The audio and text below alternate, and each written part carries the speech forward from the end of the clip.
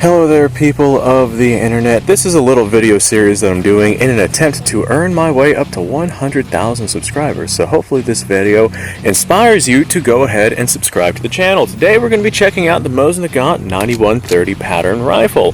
This right here is a rifle that is very, very predominant, not just here inside of the United States, but basically everywhere.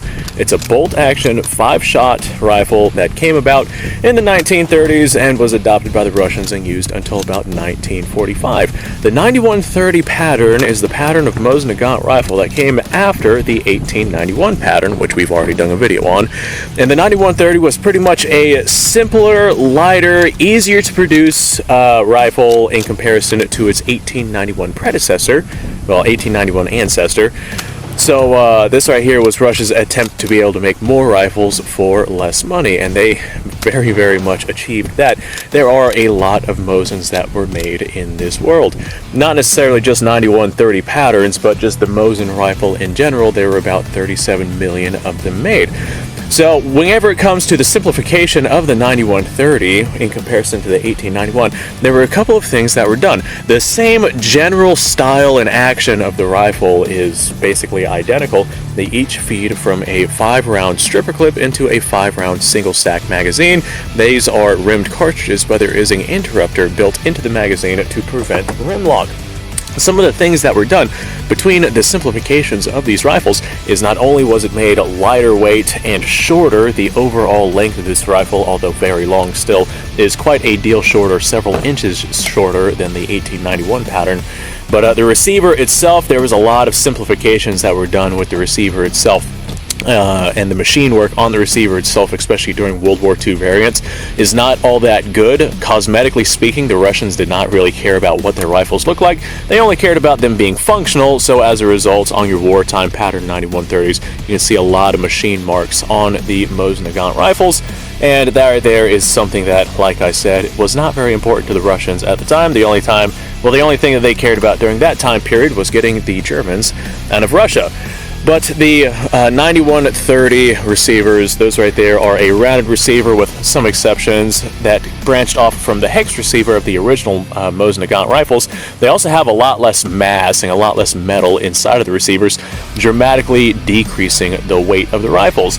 The sights, the rear sights, the way that you elevate the rear sights of the rifles did change. I don't have a leaf sight on this rifle here, but you can see that we have what I call a fish fin style of a rear sight there, where the pattern, the locking systems of keeping the elevation of the rear sight at a certain position locks into these notches on the actual sight base itself, whereas they would move on to a dramatically simpler leaf sight that you could just slide up and down based on what elevation it is that you want it to do, and the slider actually locks onto the leaf sight itself as opposed to going into a notch that is cut out on the base sight. The original 1891 pattern, the front sight, had no sight protector of any kind, with some exceptions. There are some variations out there that did, but those are far and few between. Your Mosin Nagant 9130 actually has a rounded front sight protector, and this did great at protecting the front sight from whatever it is that people were going to be enduring with their Mosin rifles. So besides that, the barrel bands were dramatically simplified. The old school barrel bands were a milled metal. This right here is a Finnish rifle, so I'm not sure if the Finnish barrel bands are coexistent with the original 1891 pattern barrel bands, but I do know the original 1891 pattern barrel bands were a milled piece of metal, as opposed to the 9130s looks like stamped sheet metal, and they operate on a simple spring retaining system. Both the front and rear barrel bands operate like that. Nose cap right here also looks like very standard simple sheet metal. The handguard itself appears to be dramatically simplified. I know on the handguard here, the retaining system is, well, we have pins, we have metal, we have that on both sides, and I imagine that probably took a little bit of time and effort to be able to pull that off, versus this one, which is just held on by the barrel band itself. Simplifications with the rifle, with the 9130, that was the idea in creation of this rifle. in comparison to the original 1891 pattern, where I was just looking to make more rifles as quickly as possible without really changing the actual fundamental mechanics of the firearm platform itself. That is why the Mosin Nagant 9130 is basically identical in terms of mechanical functionality to the original 1891 three-line rifle. So all of that being said, I'm sure that you guys have seen plenty of videos on the Mosin Nagant. Let's go ahead and send a couple of rounds down range. We have some 7.62x54 rimmed in some unknown brass clip. And this right here is a clip, a stripper clip. Whenever I say clip, I'm not talking about the magazine of the rifle. I am talking about the clip itself.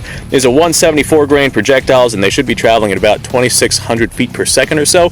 That's a pretty hefty projectile traveling pretty gosh darn fast. This is the same exact projectile that was used in the original 1891 pattern, still used in the 9130 pattern, and heck, Russia literally still uses this cartridge to this day. So that's going to be a running theme with these Mosin Nagant rifles. Let's go ahead, set up, send a couple of rounds downrange, and you guys have seen me shoot this Mosin plenty of times, but who doesn't enjoy watching a good Mosin sending lead downrange? Alright, so much like with our 1891 pattern, well, the bolt on this one is dramatically less snug of a fit, but this right here is a Russian rifle. That one is a finished refurbishment rifle. I imagine that there's probably some, what's the word I'm looking for? Quality control differences between the finished rifles and the Russian rifles. Just like with the 1891 pattern, we got our 5 rounds inside of our stripper clip here. These just pop into the back of the receiver right here, and you literally just kind of push them in. I dislike stripper clip fed rimmed cartridges because pushing them through that stripper clip, if it's a rimmed cartridge, can be a little bit on the difficult side. I do have issues with rim lock with 9130s fairly regularly. The interrupter potentially has some different dimensions than the interrupter in the 1891, because I definitely have rim lock issues with 9130s more often than I do with the 1891 pattern. Let's see what we get this time. Oh, yep, there's our rim lock. Yep, that is in fact rim lock. Okay, all right, we got that time. That has been settled and taken care of. So the Russians used this rifle up until the end of the Second World War. By that time period, they had adopted a different Mosin variant that we will be looking into shortly. So let's go ahead, send a round of 7.62x54 rimmed at downrange, and see how this feels in comparison to the 1891. All right, steel target's starting to fall over already. So immediately, dramatic difference in recoil. This rifle, because it's way less lightweight than the 1891 pattern, this right here is dramatically, it recoils more. They each have metal butt plates on them, and they're both launching the same exact projectile. But this has a shorter barrel, so I imagine that we'll probably get slightly less velocity out of this rifle than the 1891, but I'm not sure how much of a difference that would be. But this right here definitely has, like I said, way less weight. It's not a lightweight compact rifle by any stretch of the imagination, but it's probably about 2 or 3 pounds shaved off of this rifle in comparison to the 1891 pattern. So as a result, this one right here is simply going to recoil more because it's sending the same amount of energy downrange as the 1891, but in a lighter weight package. Let's send another round. And that round missed our target. Let's try again. There we go, that stood it back up. The target was falling down, so I had to kind of shoot it, see if I could get it to stand back up. Let's send around here. Oh, the target fell down completely this time. Let me see if I can nail it anyway. Do I have something crawling on me? I sure do, get off me. Alright, now let's see if I can nail that target. I think I hit it, but it did not stand back up. So there's our 5 rounds of 7.62x54 rimmed.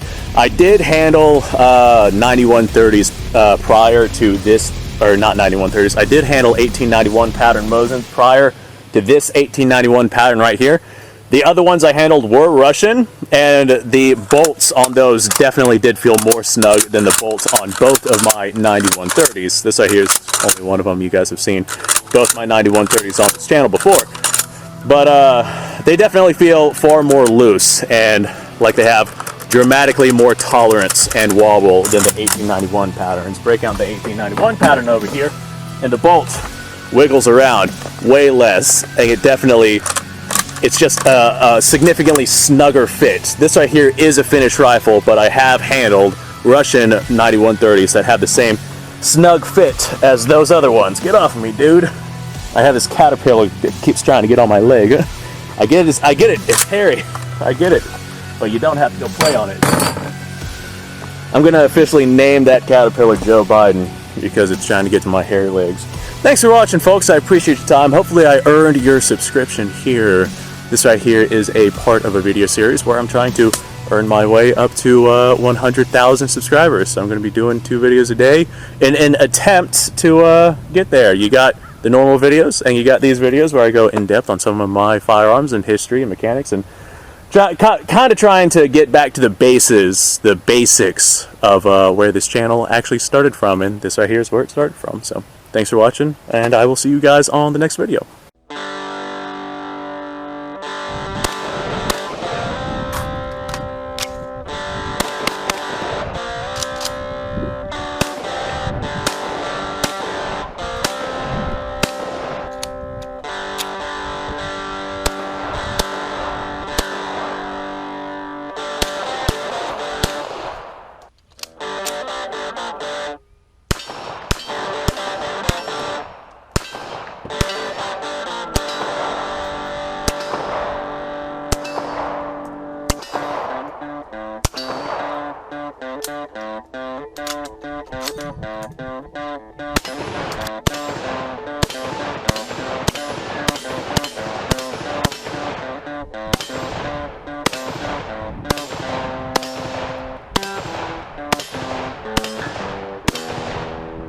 Been a little while since I've done this.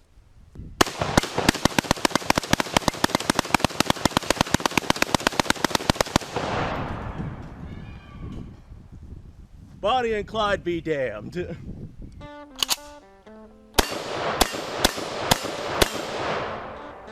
Poor man's Garen.